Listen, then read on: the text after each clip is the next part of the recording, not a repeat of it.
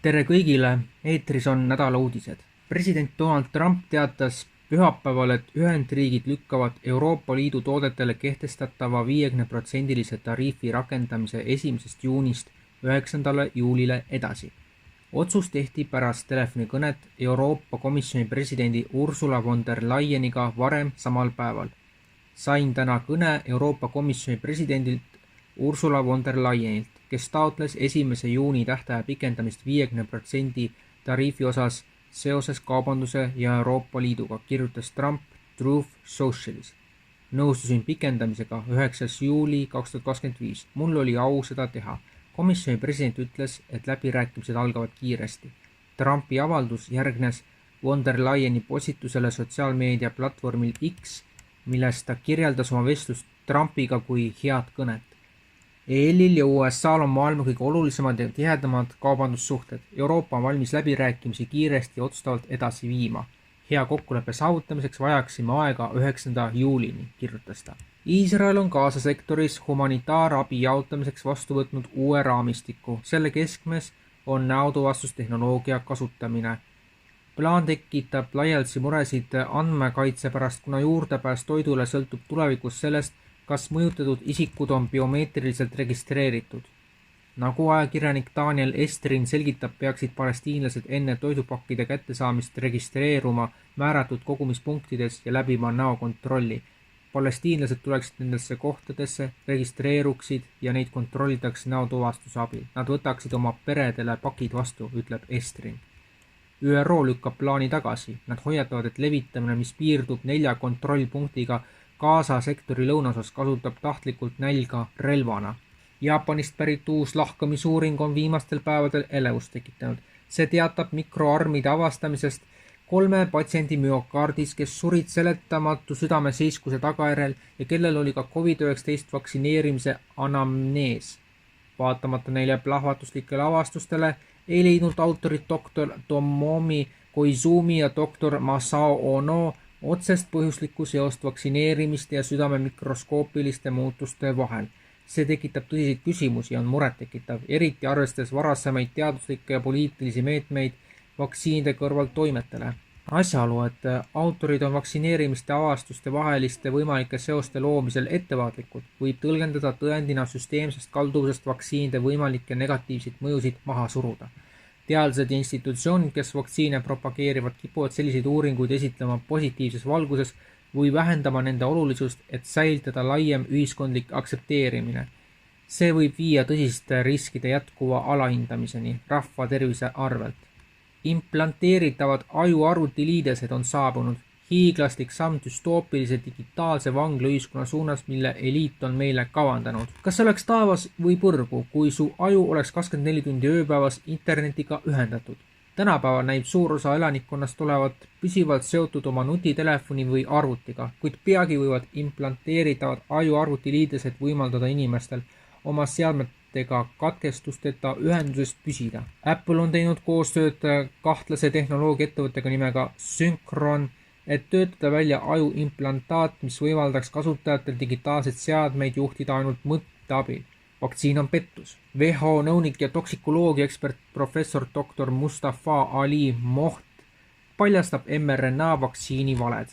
Malaisia teadlane ja toksikoloogia ekspert professor dr. Mustafa Ali Moht rääkis sensatsioonilises intervjuus mRNA vaktsiinide ohtlikkusest.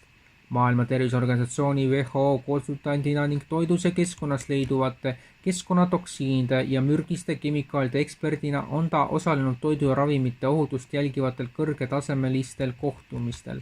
Tema kriitika mRNA vaktsiinide suhtes on terav ja ühemõtteline. Vaktsiin on pettus. Ärge usaldage seda, see on pettus, see pole päris, kuuldas ta, kirjeldades vaktsiine kui geenide teraapiat, mis muudab inimesed DNA-d.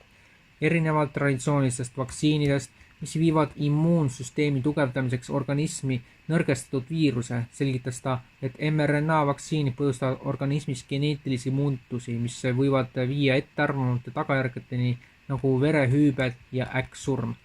Patsientide biomeetriline tuvastamine ei piirdu enam ainult arengumaadega.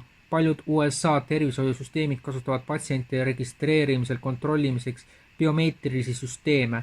Kuigi need süsteemid võivad vähendada patsiendi andmete segi ajamisest tingitud meditsiinilisi vigu, muutub problemaatiliseks siis, kui need kombineeritakse biomeetrilise isikutunnistusega, mis on vajalik finantsasutuste või valitsuse teenustele juurdepääsuks.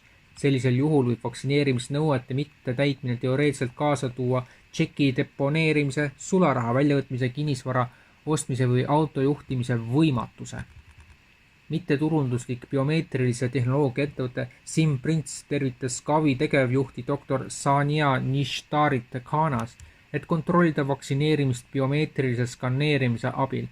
Gavi vaktsineerimisliit eesmärk on mitte kedagi vaktsineerimisega maha jätta ning Gatesi fond on üks selle asutaja liikmetest. Hollandi paremäärmuslik juht Geert Wilders esitas riigi valitsevale koalitsioonile karmi ultimaatumi, ähvardas valitsuse toetuse nädalate jooksul tagasi võtta, kui see ei kehtesta ranget asüülitaotluste külmutamist. Muidu me astume välja, kuulutas Vabaduspartei PVV juht esmaspäeval pressikonverentsil, kus ta esitles 10-punktilist plaani, mille eesmärk on rängalt piirata migratsiooni ja kaotada kehtiv varjupaigapoliitika. Meie kannatus on nüüd otsas, ütles Wilders, väites, et tema partei on viimase aasta jooksul olnud rangema rändepoliitika oodates väga mõistlik ja väga kannatlik. Ta viidas varjupaiga taotlejatele täieliku piiri sulgemise õigustamiseks Euroopa Liidu toimimise lepingu DFEU artikli 72, mis lubab liikmesriikidel sisejulgeoleku küsimustes ühepoolselt tegutseda. USA tervishoiu inimteenuste ministeerium peatab $1 miljardi suuruse lepingu Modernaga. Linnugripi vastsed mRNA vaktsiinid on väljasuremise äärel. Signaali efektiga samm. USA tervishoiu inimteenuste ministeerium HHS lõpetab kõik Modernaga sõlmitud lepingud mRNA põhise linnugripi vaktsiini väljatöötamiseks. Pärast aastaid kestnud tingimusteta toetust tähistab see poliitilist pöördepunkti, millel on vaktsiinitööstusele kaugele ulatuvad tagajärjed. Leping lõpetatud ehk tühistatud on $766 miljonit. Üllatava otsusega peatas USA tervishoiu inimteenuste ministeerium kõik rahalised kohustused ravimifirma Moderna ees seoses selle H5N1 linnugrippe vastase mRNA vaktsiini projektiga. Vene-Iisraeli ärimees hakkab Väimelas tootma mineraalvett 25 korda suuremas koguses, kui seda teeb Värska Originaal AS, mis toodab seda originaalset ja õiget Värska vett, mida me kõik teame. Tegemist on sama veehaardega, mis Värskal. Vene-Iisraeli ärimees tahab kaevata 2 580 meetri sügavust puurkaevu ja 1 200 meetri sügavuse puurkaevu. Puurkaevude ehitus juba käib, igast puurkaevust tahetakse pumbata 300 kuupmeetrit vett ööpäevas, kokku 900 kuupmeetrit ööpäevas. Aastas teeb see 328 500 kuupmeetrit. Kohalikud olid sügisest saati uinutatud detailplaneeringus, sest ehituslubade väljaandmisest vald kedagi ei teavitanud, isegi mitte kaevukinnistu otseseid piirinaabreid. Kuni inimesi hakkas paar nädalat tagasi või nii häirima ebameeldiv mädamuna lõhn, mis aeg-ajalt levis ja mida sealkandis pole varem olnud. Hais häritas kurku ja tekitas hiiveldust. Omavahel asju arutles tekkis kahtlus, et hais võib olla seotud kaevamistöödega niinimetatud kanala kinnistul. Sügavate puurkaevude kaevamisel eraldub teatavasti väävel vesiniku ehk vesiniksulfiid ehk diivesiniksulfiid, mis on mädamuna lõhnaga värvuseta väga mürgine gaas. Ühendkuningriigis algab sel suvel tsentraliseeritud digitaalse isikutunnistussüsteemi järk-järguline kasutuselevõtt. Niinimetatud gov.uk wallet on mõeldud pikas perspektiivis koondada kõik valitsuse väljastatud isikutunnistused, näiteks veteranide kaardid, juhiload ja muud isikut tõendavad dokumendid ühte rakendusse. Süsteem peaks täielikult rakenduma 2027. aasta lõpuks. Sellel on kaugele ulatuvad tagajärjed privaatsusele, andmeturbele ja miljonite kodanike igapäevaelule. Rakendusse registreerumiseks on vaja esitada isikut tõendavad dokumendid ja kasutada näotuvastust. See on biomeetriline funktsioon, mis on saadaval enamikus tänapäevastest nutitelefonides. Valitsus kiidab suuremat tõusust ja digitaalset mugavust, kuid kriitikud näevad selles arengus järjekordset sammu sujuva jälgimisühiskonna suunas.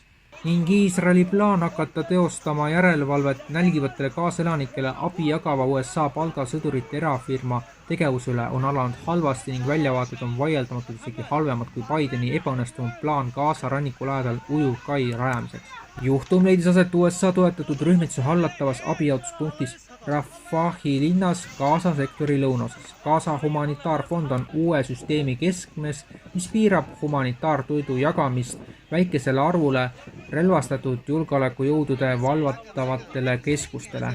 Esimesel katsel vallutas organisatsiooni hoonega nälgivate palestiinlaste laine pärast seda, kui ÜRO hoiatas selle kuu algusest, et umbes 500 000 inimest on näljahäda ohus. Iisraeli meedia kinnitab, et Ameerika julgeolekujõud on piirkonnast põgenenud.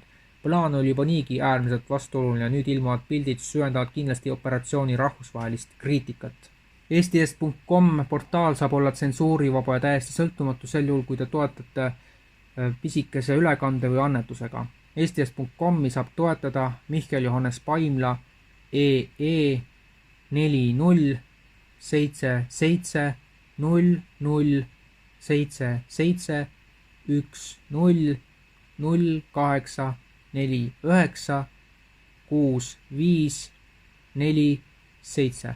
märksõnaks ülekanne. Selline oli meie Eesti Eest nädala uudised 90. saade. Me kohtume teiega ka suvel, kuid kindlasti on need saated lühemad, kui on olnud viimased 2 või 3 nädalat, sest et tegu on ka suveperioodiga. Aga kindlasti olulisemast me hoiame teid kursis ja kohtumiseni edaspidigi. Nägemist!